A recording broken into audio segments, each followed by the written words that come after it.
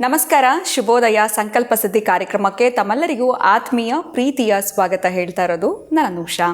ಮೊದಲನೇ ಬಾರಿ ನಮ್ಮ ಚಾನಲ್ ವೀಕ್ಷಿಸ್ತಿದ್ದೀರಾ ಅಂತಂದರೆ ಈಗ ನಮ್ಮ ಚಾನಲ್ನ ಸಬ್ಸ್ಕ್ರೈಬ್ ಮಾಡಿ, ನಮ್ಮ ವೀಡಿಯೋಸ್ನ ಲೈಕ್ ಮಾಡಿ. ಪ್ರತಿನಿತ್ಯ ಕೂಡ ನಿಮಗೆ ಸಾಕಷ್ಟು ವಿಚಾರಗಳು, ವೇದ, ಶಾಸ್ತ್ರ, ಪುರಾಣ, ಜ್ಯೋತಿಷ್ಯ, ವಾಸ್ತು, ಯಾವುದೇ ರೀತಿಯಾಗಿರುವಂತಹ ಸಮಸ್ಯೆಗಳಿದ್ದಲ್ಲಿ ಹೇಗೆ ಸರಳವಾಗಿ ಪರಿಹಾರಗಳನ್ನ ಮಾಡ್ಕೊಳ್ಬೋದು ಅನ್ನೋದ್ರ ಬಗ್ಗೆ ನಮಗೆ ಸಂಪೂರ್ಣವಾಗಿರುವಂಥ ಮಾಹಿತಿ, ಮಾರ್ಗದರ್ಶನ ನೀಡುವಂತಹ ಸ್ಪಿರಿಚುವಲ್ ಗುರು ಡಾಕ್ಟರ್ ವಿಷ್ಣುದತ್ತ ಗುರುಜಿಯವರಿದ್ದಾರೆ. ಬನ್ನಿ ಗುರುಗಳನ್ನ ಇವತ್ತಿನ ಕಾರ್ಯಕ್ರಮಕ್ಕೆ ಬರಮಾಡ್ಕೊಳ್ಳೋಣ. ನಮಸ್ತೆ ಗುರುಗಳೇ, ಕಾರ್ಯಕ್ರಮಕ್ಕೆ ಭಕ್ತಿಯ ಸ್ವಾಗತ. ಏನು ವಿಶೇಷವಾಗಿ ಕುಂಭಮೇಳ ನಡೀತಾ ಇದೆ, ಎಲ್ಲರೂ ಕೂಡ ನೋಡ್ತಾ ಇದ್ದೀವಿ, ಹೋಗಬೇಕು ಅನ್ನೋ ಆಸೆ ಇರುತ್ತೆ. ಆದರೆ ಇದರ ವಿಶೇಷತೆ ಏನು, ಹೋಗೋದ್ರಿಂದ ನಮಗೆ ಸಿಗುವಂಥ ಫಲಗಳು ಯಾವ ರೀತಿ ಇರುತ್ತೆ, ಇನ್ನು ಹೋಗೋದಾದರೆ ಎಷ್ಟು ದಿವಸದಲ್ಲಿ ನಾನು ಹೋಗಿ ದರ್ಶನವನ್ನು ಮಾಡ್ಕೊಂಡು ಬರಬೇಕಾಗತ್ತೆ, ಈ ಎಲ್ಲ ವಿಷಯಗಳು ತಲೆಯಲ್ಲಿ ಬರುತ್ತೆ. ತುಂಬ ಜನ ಇರ್ತಾರೆ, ನಾವು ಹೋಗೋಕ್ಕೆ ಸಾಧ್ಯ ಆಗುತ್ತಾ, ವ್ಯವಸ್ಥೆಗಳಿರೋದಿಲ್ಲ, ಈ ರೀತಿಯೆಲ್ಲ ಆಲೋಚನೆ ಮಾಡ್ತಾ ಇರ್ತೀವಿ. ಏನು ಹೇಳ್ತೀರಾ ಗುರುಗಳೇ? ಓಂ ವಿಶ್ವಸ್ಮೈ ನಮಃ. ನನ್ನ ಪ್ರೀತಿಯ ಬಂಧುಗಳೇ, ನೀವು ಕೇಳಿದ ಹಾಗೆ ವ್ಯವಸ್ಥೆಗಳು ಬಹಳ ಅಚ್ಚುಕಟ್ಟಾಗಿವೆ. ವ್ಯವಸ್ಥೆಗಳಿಲ್ಲ ಅಂತಿಲ್ಲ, ಅದ್ಭುತವಾಗಿವೆ. ಆದರೆ ನಮ್ಮ ಜಗತ್ತಿನ ಇತಿಹಾಸದಲ್ಲೇ ಏನಾದರೂ ಒಂದು ಪುಟಗಳಲ್ಲಿ ಉಳ್ಕೊಳ್ಳುತ್ತೆ ಅಂತಂದರೆ ಇಂತಹದ್ದು ಮಾತ್ರ ಸಾಧ್ಯ. ಬಹುಶಃ ಅದ್ಭುತವಾಗಿರ್ತಕ್ಕಂತಹ ಮನುಷ್ಯನ ಜನ್ಮಕ್ಕೆ ಇದೊಂದು ಸಾಕು ಅನ್ಕೋತೀನಿ. ಬಹುಶಃ 144 ವರ್ಷಗಳಿಗೆ ಒಮ್ಮೆ ನಡೆಯುವಂಥ ಮಹಾಕುಂಭಮೇಳ ಇದು ಈ ಜನರೇಷನ್, ಇವತ್ತಿನ ಕಾಲಕ್ಕೆ ಏನಿದಾರೋ ಬಹುಶಃ ಅತ್ಯಂತ ಪುಣ್ಯಶಾಲಿಗಳು. ಮತ್ತು ಈ ಹಿಂದೆ ಮರಣವನ್ನು ಅಪ್ಪಿದವರು ಗೊತ್ತಿಲ್ಲ.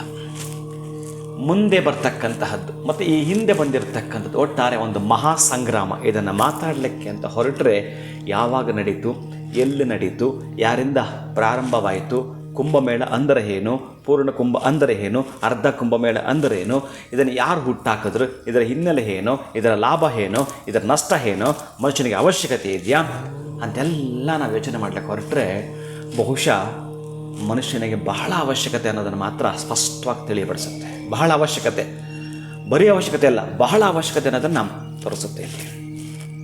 ಎಂತಹ ಈ ಶಕ್ತಿಹೀನರು ಕೂಡ ಹೋಗಿರ್ತಾರಲ್ಲಿ ಇದೊಂದಕ್ಕಾಗಿ. ನೀವು ನೋಡಿ, ಎಲ್ಲೆಂದ ಎಲ್ಲಿಗೆ ನೀವು ಮಾತನಾಡಿದ್ರೆ ಕೂಡ ಅನೇಕವಾಗಿರ್ತಕ್ಕಂತಹದ್ದು ಮಾಧ್ಯಮಗಳಿದ್ದಾವೆ, ನಮಗೆ ನ್ಯೂಸ್ ಪೇಪರ್ಗಳಿದ್ದಾವೆ, ಕ್ಷಣ ಮಾತ್ರದಲ್ಲಿ ವೈರಲ್ ಆಗ್ತಕ್ಕಂತಹ ಸೋಷಿಯಲ್ ಮೀಡಿಯಾಗಳಿದ್ದಾವೆ. ಇವೆಲ್ಲ ಇದ್ದರೂ ಕೂಡ ಅದೇ ಈ ಒಬ್ಬರಿಗೊಬ್ಬರು ನಾವು ತಲುಪಿಸ್ಕೊಳ್ತೀವಿ.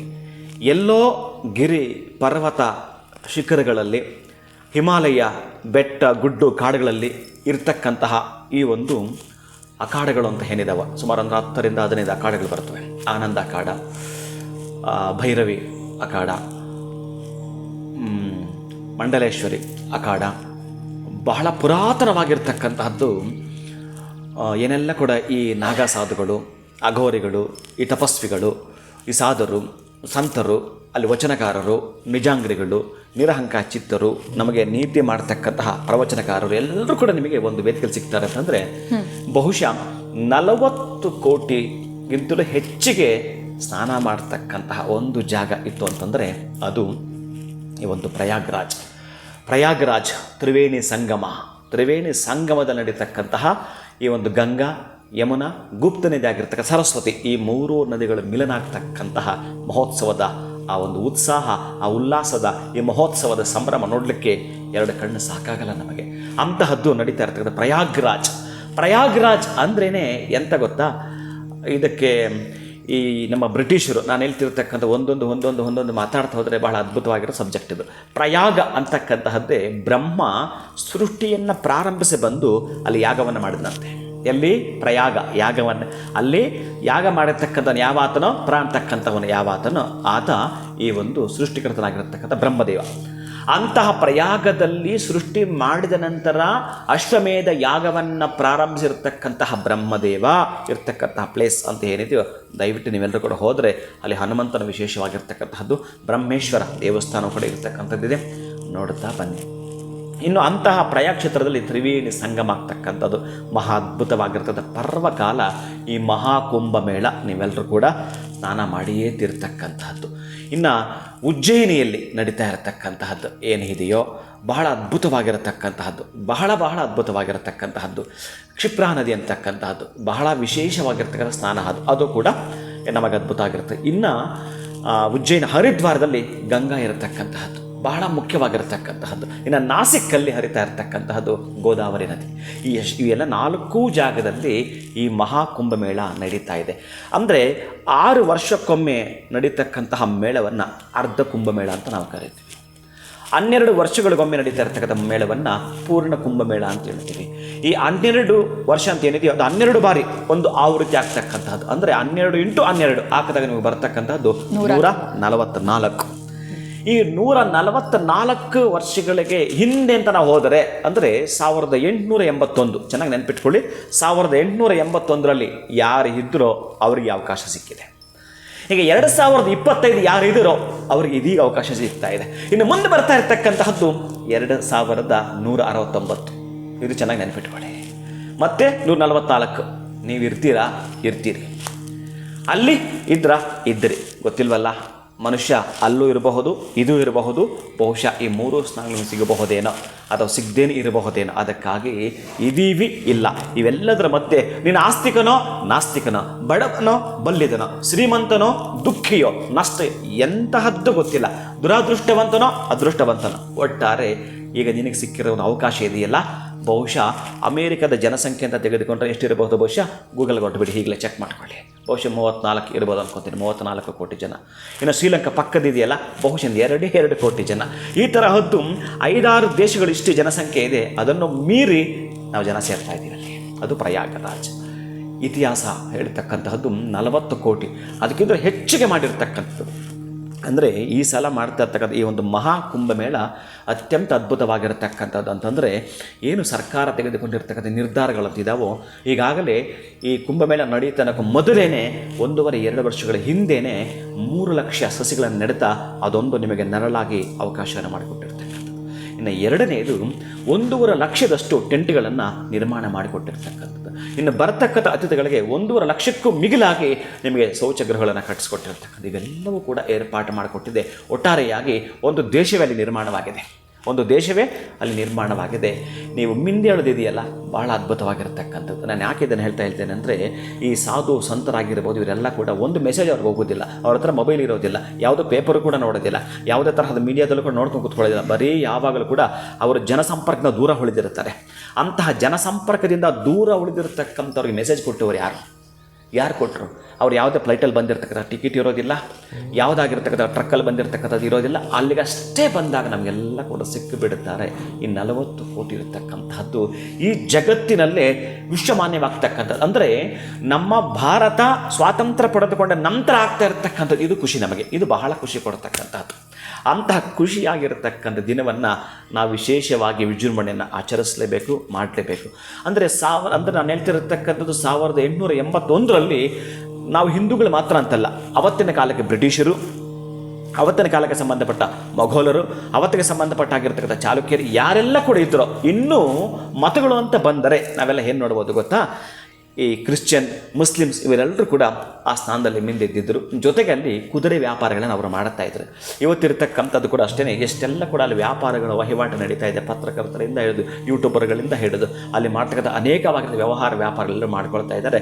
ಒಟ್ಟಾರೆ ಸರ್ಕಾರಕ್ಕೆ 6,380 ಕೋಟಿ ತನಕ ಖರ್ಚು ಮಾಡ್ತಕ್ಕಂಥದ್ದು ಒಂದು ಇಟ್ಕೊಂಡಿರ್ತಕ್ಕಂಥದ್ದು ಬ್ಯಾಲೆನ್ಸ್ ಶೀಟ್ ಏನಿದೆಯೋ ಬಹಳ ಮುಖ್ಯವಾಗಿ ಆಜುಬಾಜು ಇರಬಹುದು. ಆದರೆ ಇದು ಏನು ಖರ್ಚು ಮಾಡ್ತಾ ಇದೆಯೋ, ಈಗ ನಾವು ಸ್ವಲ್ಪ ಹಿಣಿಕಿ ನೋಡಿದಾಗ ನಮ್ಮ ದೇಶಕ್ಕೆ ಬರ್ತಾ ಇರ್ತಕ್ಕಂಥ ಹೊರದೇಶದವರು ಇದ್ದಾರಲ್ಲ, ಸುಮಾರು ಹೊರದೇಶದವ್ರು ಏನು ಬರ್ತಾ ಇದ್ದಾರೆ, ಇವ್ರುಗಳಿಂದ ಎಕ್ಸ್ಚೇಂಜ್ ಮಾಡ್ಕೊಳ್ತಾರಲ್ಲ ಅವ್ರ ಕರೆನ್ಸಿನ, ಅಂತ ಎಕ್ಸ್ಚೇಂಜೇ 50,000 ದಾಟದಂತೆ. 50,000 ಕೋಟಿ, 50,000 ಕೋಟಿ. ಇನ್ನು ಅಲ್ಲಿ ನಡೀತಾ ಇರ್ತಕ್ಕಂಥ, ನಾನು ಹೇಳ್ತಿರೋದು ಆದಾಯಗಳು ಇವೆಲ್ಲ ಕೂಡ ಪಕ್ಕಕ್ಕಿಟ್ಟು ನಮ್ಮ ದೇಶದ ಒಂದು ಉತ್ಸವ, ನಮ್ಮ ದೇಶದ ಒಂದು ಹಬ್ಬ ಅಂತಂದರೆ, ಅವತ್ತಿನ ಕಾಲಕ್ಕೆ ಬಹುಶಃ ನಾನು ಓದಿದ್ದು ಕೂಡ ಯುವನ್ ಸಾಂಗ್ ಯಾರ ಆತನ ಹೆಸರು ಮರ್ತಿದ್ದೀನಿ, ಆತ ನಮ್ಮ ನೋಟಕ್ಕೂ ನಿಲುಕದ್ದು, ನಾವು ಬರೆದು ಹಿಡ್ಲಿಕ್ಕೆ ಸಿಲುಕದ್ದು ಇದು. ಅಂತಹದ್ದು ಜಗತ್ತಿನಲ್ಲಿ ಇಷ್ಟು ಜನ ಸೇರಿ ಮಾಡ್ತಕ್ಕಂಥ ಒಂದು ಹಬ್ಬ ಅಂತಂದು ಈ ಜಗತ್ತಲ್ಲಿ ಯಾವುದೂ ಇಲ್ಲ.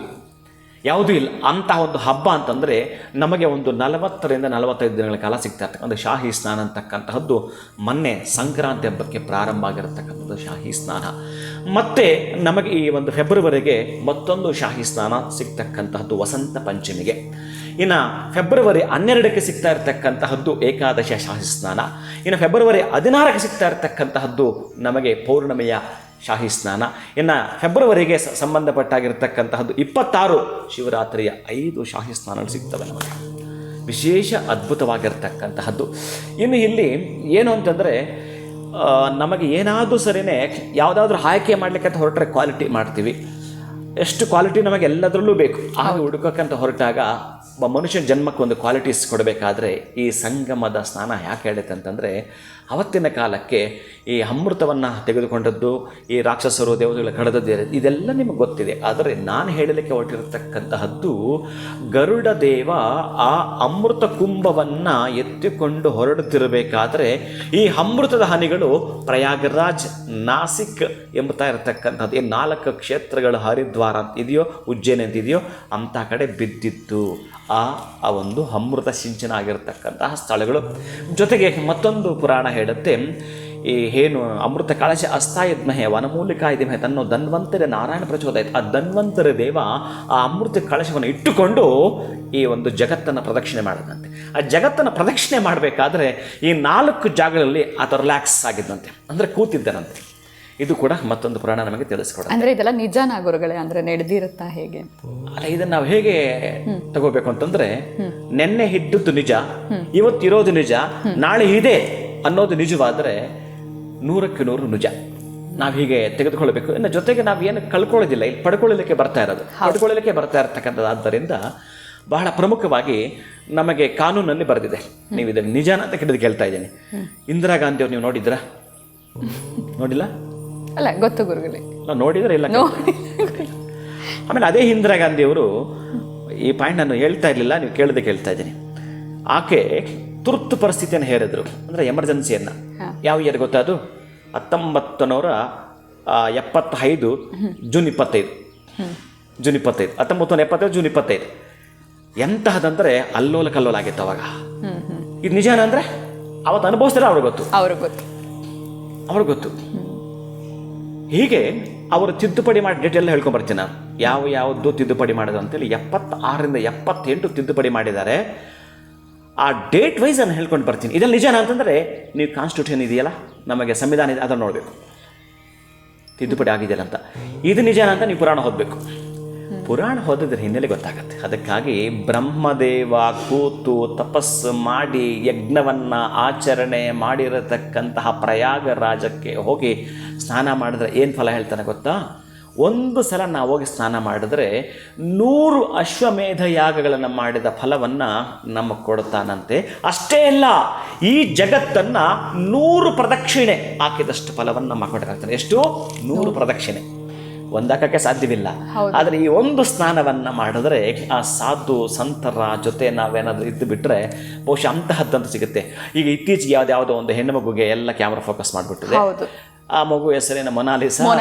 ಆಕೆಗೆ ಕಣ್ಣುಗಳು ತುಂಬಾ ಚೆನ್ನಾಗಿದೆ ಅಂತ ಹೇಳಿ ಇರ್ಬೋದು, ಗೊತ್ತಿಲ್ಲ. ಯಾಕಂದರೆ ಈ ಜಗತ್ತು ಅಂತಕ್ಕಂಥದ್ದು ಏನು ಹುಟ್ಟಿದೆಯೋ ಈ ಕಲಿಯುಗದಲ್ಲಿ, ಈ ಕೃತ ತ್ರೇತ ದ್ವಾಪರದಲ್ಲಿ ಭಗವಂತ ಆಯಾಯ ರೂಪಗಳಲ್ಲಿ ಬರ್ತಾ ಇದ್ದ. ಈ ಕಲಿಯುಗದಲ್ಲಿ ಈ ಮಾನವ ರೂಪದಲ್ಲೇ ಬರ್ತಾನೆ, ಸಾಧ್ಯ ಆದಷ್ಟು ಮಾನವ ರೂಪದಲ್ಲೇ ಬರ್ತಾನೆ. ಆಮೇಲೆ ನಮಗೊಂದು ಅದೃಷ್ಟವನ್ನು ಕೊಡಬೇಕಾದ್ರೆ ನಾವು ಬೇಕಾಗಿದ್ದನ್ನು ಬಯಸೋದು ಅಂತಂದರೆ ಕೆಲವರಿಂದ ಅಂತ ಕೂಡ ಹೇಳ್ತಾನೆ. ಕೆಲವೊಂದು ಅದೃಷ್ಟಗಳು, ಬೆಳಿಗ್ಗೆ ಎದ್ದು ಇದನ್ನು ನೋಡಬೇಕು, ಅದನ್ನು ನೋಡಬೇಕು ಅಂತ ಹೇಳ್ತಾರಲ್ಲ, ಹಾಗೆ ಅಂತಹ ಪವಿತ್ರವಾಗಿರ್ತಕ್ಕಂತಹದ್ದು ಯಜ್ಞ, ಕನ್ಯೆ, ಬಾಲಕ, ಹಸು, ವೃದ್ಧ, ಇವೆಲ್ಲ ಹೇಳ್ತವೆ. ಇವೆಲ್ಲ ಅದೃಷ್ಟವಂತ. ನಾವು ಬೆಳಗ್ಗೆ ಎದ್ದು ನೋಡಿದ್ರೆ ಅಂತಹ ಕ್ಷೇತ್ರಗಳಲ್ಲಿ ಬಹುಶಃ ಗೊತ್ತಿಲ್ಲ, ಆ ಕನ್ಯೆ ಎಂಬತಕ್ಕಂಥ ಆ ಹೆಣ್ಣು ಮಗಳನ್ನು ಬಹುಶಃ ನೀವು ಆ ದೃಷ್ಟಿಯಿಂದ ಪಾರ್ವತಿನೇ ಆಗಿರಬಹುದೇನೋ. ಎಲ್ಲಿಂದಲೇ ಬಂದಳು, ಅದರ ಜಾಡಿ ಹಿಡಿದ್ರೆ ಯಾರು ಗೊತ್ತಿಲ್ಲ ಅಂದರೆ ಆಶ್ಚರ್ಯಪಟ್ಬಿಡ್ತೀರಿ. ನಿಮ್ಗೆ ಆಶ್ಚರ್ಯನೂ ಆಗಬಾರ್ದು. ಆಗಿರಬೇಕು ಅಂತಂದರೆ ಈಗ ಆಕೆಗೆ ಒಂದು ಯಾವುದೋ ಒಂದು ಊರು, ಅವರ ತಂದೆ, ಅವರ ಇವೆಲ್ಲ ಹೇಳ್ತಾರೆ. ಬಹುಶಃ ಆಕೆಗೆ ಅಲ್ಲಿ ಬಂದ ಮೇಲೆ ಪಾರ್ವತಿನೇ ಪ್ರವೇಶವಾಗಿರಬಹುದು ಆಕೆ ಒಳಗಡೆ. ಆದರೆ ನೀವು ಯಾವ ದೃಷ್ಟಿಯಿಂದ ನೋಡಬೇಕು ಅಂತಂದರೆ, ಅಲ್ಲಿ ಕುಂಭಮೇಳಕ್ಕೆ ಹೋಗ್ತಾ ಇದ್ದೀರಿ, ನಿಮ್ಮ ಮನೆಯಲ್ಲಿ ಯಾವ ದೃಷ್ಟಿ ಇರುತ್ತೆ, ಅಡುಗೆ ಮನೆಯಲ್ಲಿ ಅಡುಗೆ ಮಾಡ್ತಕ್ಕಂತಹದ್ದು, ನೀವು ಡೈನಿಂಗ್ ಟೇಬಲ್ ಮೇಲೆ ಕುಳಿತುಕೊಂಡ್ರೆ ಊಟ ಉಣ್ತಕ್ಕಂತಹದ್ದು ದೃಷ್ಟಿ ನಿಮಗೆ ಹೋಗುತ್ತೆ. ದೇವರ ಮನೆಗೆ ಹೋದರೆ ಎರಡು ಕರಗಳನ್ನ ಜೋಡಿಸ್ತೀರಿ, ದೇವರ ಮನೆಯಲ್ಲಿ ಯಾವುದೇ ಕಾರಣಕ್ಕೂ ನೀವು ಮಲಗಲ್ಲ, ಯಾವುದೇ ಕಾರಣಕ್ಕೂ ನೀವು ಊಟ ತಗೊಂಡು ತಿನ್ನಲ್ಲ. ಹಾಗೆ ನೀವು ಅಲ್ಲಿಗೆ ಹೋಗಿದಂಥ ಎಲ್ಲ ದೃಷ್ಟಿಯನ್ನು ಪಕ್ಕಕ್ಕಿಟ್ಟು ನೀವು ಸ್ನಾನ ಮಾಡತಕ್ಕಂತಹದ್ದು ಹರಹರ ಮಹಾದೇವ ಅಂತಕ್ಕಂತಹದ್ದು ಏನು ಮಂತ್ರ ಘೋಷಣೆ ಮಾಡ್ಕೊಂಡು ಈ ನಾಗಾ ಸಾಧುಗಳಿಂದ ಹಿಡಿದು ಇನ್ನು ಅಖಾಡಗಳಂತಿದ್ದಾವೆ. ಆ ಅಖಾಡಗಳು ಹೇಳಲಿಕ್ಕೆ ಹೊರಟ್ರೆ ಮಹತ್ತರವಾಗಿರತಕ್ಕಂತಹದ್ದು ಮಹಾಮಂಡಲೇಶ್ವರಗಳವೆಲ್ಲವೂ ಕೂಡ ಅಂತಹದ್ದೆಲ್ಲವೂ ಕೂಡ ಇದ್ದಾವೆ. ಅದಕ್ಕೆ ನಾನು ಏನು ಹೇಳ್ತೀನಿ ಅಂತಂದರೆ, ಮಾನವ ಜನ್ಮ ಒಮ್ಮೆ ಪುನೀತವನ್ನು ಆಗಿಸ್ಕೊಳ್ಬೇಕಾದ್ರೆ ಮನುಷ್ಯನಿಗೆ ಬೇಕಾಗಿರತಕ್ಕಂತಹದ್ದು ಆ ಬ್ರಹ್ಮದೇವನೇ ಸೃಷ್ಟಿ ಮಾಡಿ ಅದಾದ ನಂತರ ಅಲ್ಲಿಗೆ ಬಂದು ಯಜ್ಞವನ್ನು ಪ್ರಾರಂಭಿಸಿರ್ತಕ್ಕಂಥಕ್ಕೆ ಅದು ಅಲಹಾಬಾದ್. ಆಮೇಲೆ ಬಂದಿರತಕ್ಕಂಥವರೆಲ್ಲ ಕೂಡ ಯಾರು ಬಂದರೋ ರಾಜ್ಯಾಡಳಿತ ಮಾಡ್ಕೊಂತಕ್ಕೆಲ್ಲ ಹೆಸರಿರುತ್ತಾ ಬಂದರು. ಮತ್ತು ಅಲಹಾಬಾದ್ ಹೋಗಿ 6-7 ವರ್ಷಗಳ ಹಿಂದೆ ಮತ್ತೆ ಅದು ಪ್ರಯಾಗ ಅಂತ ಕೂಡ ಹೆಸರೀಗ ನಾವು ಪಡೆದುಕೊಂಡಾಗಿದೆ. ಅಂತಹ ಜಾಗಕ್ಕೆ ಹೋಗಿ ನೀವು ಸ್ನಾನ ಮಾಡ್ತಕ್ಕಂಥದ್ದು ಇದೆಯಲ್ಲ, ಶಾಹಿ ಸ್ನಾನ ಅಂತಕ್ಕಂತಹದ್ದು ಹೋಗಲೇಬೇಕು, ಸ್ನಾನ ಮಾಡಲೇಬೇಕು ಅಂತ ಸಂಕಲ್ಪ ಮೊದಲು ಇಟ್ಕೊಂಡ್ಬಿಡಿ. ಇನ್ನು ಉಳಿದಾಗೆ ದೈವ ಹೆಚ್ಚಾಗ್ತಕ್ಕಂಥದ್ದು ಹೋಗಕ್ಕೆ ಆಗಲಿಲ್ಲ ಗುರುಗಳೇ. ನಾವು ಆ ಸ್ನಾನವನ್ನೇ ಮಾಡಿದ ಫಲವನ್ನು ಪಡ್ಕೊಳ್ಳಲೇಬೇಕು. ಶಂಕರಾಚಾರ್ಯ ಕೃತ ವಿರಚಿತ ಬಹಳ ಅದ್ಭುತವಾಗಿರತಕ್ಕಂತಹ ತ್ರಿವೇಣಿ ಪ್ರಯಾಗ ಸ್ತೋತ್ರ ಇದೆ. ಇಲ್ಲೆಲ್ಲಾದರೂ ನೀವು ನದಿಗಳಿಗೆ ಹೋಗ್ತಕ್ಕಂಥ, ನಿಮ್ಮ ಅಕ್ಕಪಕ್ಕ ಇರತಕ್ಕಂತಹ ನದಿಗಳಿಗೆ ಬಹುಶಃ ಯಾರೋ ಒಬ್ಬರು ಅಲ್ಲಿ ಹೋಗಿ ಮಾಡ್ಕೊಳ್ಳೋಕೆ ಆಗಲಿಲ್ಲ ನಮಗೆ.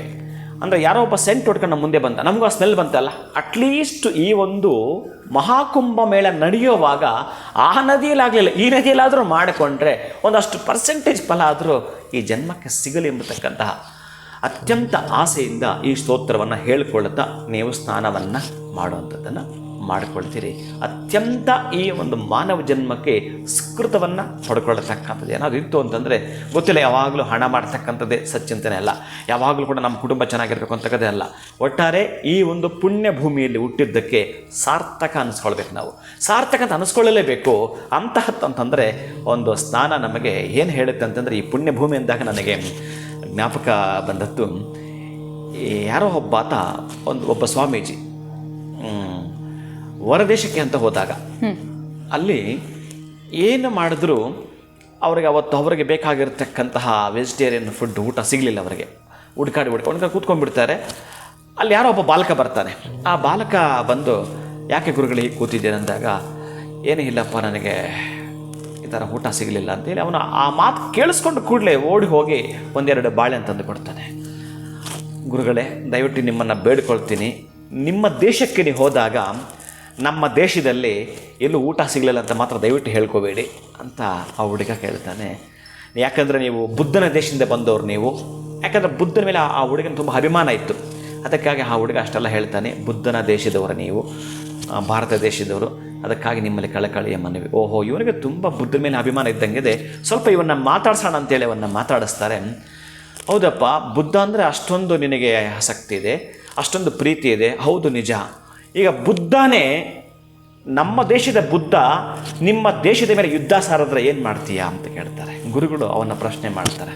ಆಗ ಆ ಹುಡುಗ ಒಂದು ಮಾತು ಹೇಳ್ತಾನೆ, ಗುರುಗಳೇ, ಬುದ್ಧ ದೇವರೇ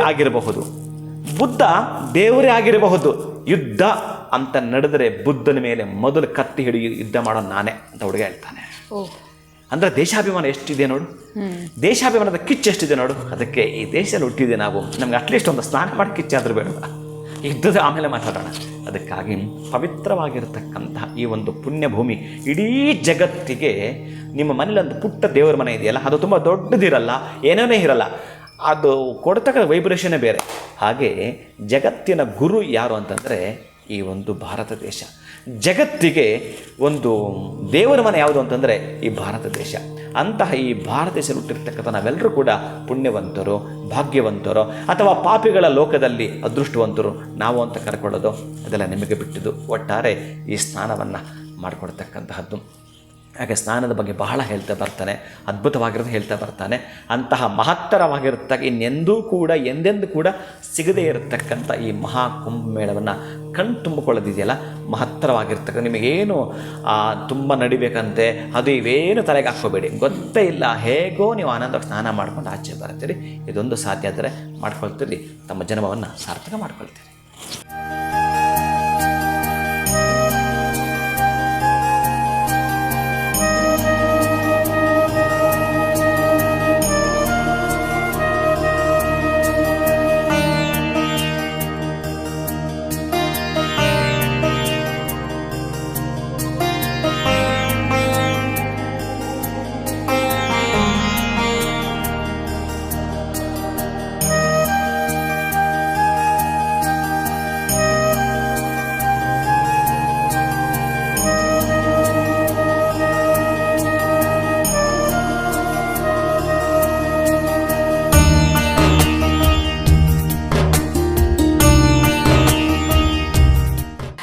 ನೋಡಿದ್ರಲ್ಲ ಯಾವ ರೀತಿಯಾಗಿರುವಂಥ ಸ್ತೋತ್ರವನ್ನು ನಾವು ಕುಂಭಮೇಳಕ್ಕೆ ಹೋಗಿ ನಾವು ಅಲ್ಲಿ ನದಿ ಸ್ನಾನ ಮಾಡೋಕ್ಕಾಗಲಿಲ್ಲ ಅಂತಂದರೆ ನಮ್ಮ ಹತ್ತಿರದಲ್ಲಿರುವಂಥ ನದಿನಲ್ಲಿ ಯಾವ ಸ್ತೋತ್ರದ ಪಠನೆಯನ್ನು ಮಾಡ್ತಾ ನಾವು ನದಿ ಸ್ನಾನ ಮಾಡೋದ್ರಿಂದ ಸಿಗುವಂಥ ಲಾಭಗಳೇನು ಅನ್ನೋದ್ರ ಬಗ್ಗೆ ಗುರುಗಳು ತಿಳಿಸ್ಕೊಟ್ರು. ಗುರುಗಳ ನಿಜವಾಗ್ಲೂ ಅಲ್ಲಿ ಹೋಗಬೇಕು ಅಂತಂದರೆ ವ್ಯವಸ್ಥೆಗಳಿರೋದಿಲ್ಲ, ತುಂಬ ನಡಿಬೇಕಂತೆ, ಹೋಗೋಕ್ಕೆ ಸಾಧ್ಯ ಇಲ್ಲ ಬಿಡು, ಆದರೂ ಹೋಗಲೇಬೇಕು, 144 ವರ್ಷಕ್ಕೊಮ್ಮೆ ನಡೀತಾ ಇದೆ ಅನ್ನೋ ಆಸೆಗಳೆಲ್ಲ ಇತ್ತು. ಹೋಗಿ ಬಂದರೆ ಒಳ್ಳೇದೇನಾಗುತ್ತೆ ಅನ್ನೋದ್ರ ಬಗ್ಗೆ ತಿಳಿಸ್ಕೊಟ್ರಿ. ಹೋಗೋಕ್ಕೆ ಸಾಧ್ಯ ಇಲ್ಲ ಅಂದರೆ ಮತ್ತೊಂದು ಆಪ್ಷನ್ ಕೂಡ ಕೊಟ್ಟಿದ್ದೀರಾ ಅಂತಲೇ ಹೇಳ್ಬೋದು ನಮ್ಮ ವೀಕ್ಷಕರಿಗೆ. ಬಹಳ ಧನ್ಯವಾದಗಳು. ಇಷ್ಟೆಲ್ಲ ಉತ್ತಮವಾಗಿರುವಂಥ ವಿಚಾರವನ್ನು, ಈ ಕುಂಭಮೇಳದ ವಿಶೇಷತೆಯನ್ನು ತಿಳಿಸ್ಕೊಟ್ಟಿದ್ದೀರಾ. ತುಂಬು ಹೃದಯದ ಧನ್ಯವಾದಗಳು ತಮಗೆ. ನಮಸ್ಕಾರ. ಹರೇ ಶ್ರೀನಿವಾಸ. ನಿಜಕ್ಕೂ ಒಂದು ಸರಿ ಆದರೂ ನಮ್ಮ ಲೈಫ್ ಟೈಮ್ನಲ್ಲಿ ಹೋಗಲೇಬೇಕು, ಶಾಹಿ ಸ್ನಾನವನ್ನು ಯಾಕೆ ನಾವು ಮಾಡಲೇಬೇಕು ಅನ್ನೋದ್ರ ಬಗ್ಗೆ ನಮಗೆ ಗುರುಗಳು ಸಂಪೂರ್ಣವಾಗಿರುವಂಥ ಮಾಹಿತಿನ ಈ ವಿಡಿಯೋನಲ್ಲಿ ತಿಳಿಸ್ಕೊಟ್ಟಿದ್ದಾರೆ. ಇವತ್ತಿನ ಅದ್ಭುತವಾಗಿರುವಂಥ ವಿಚಾರ ತಮ್ಮೆಲ್ಲರಿಗೂ ಇಷ್ಟ ಆಗಿದೆ ಅಂತ ಭಾವಿಸ್ತೀನಿ. ನಮಸ್ಕಾರ.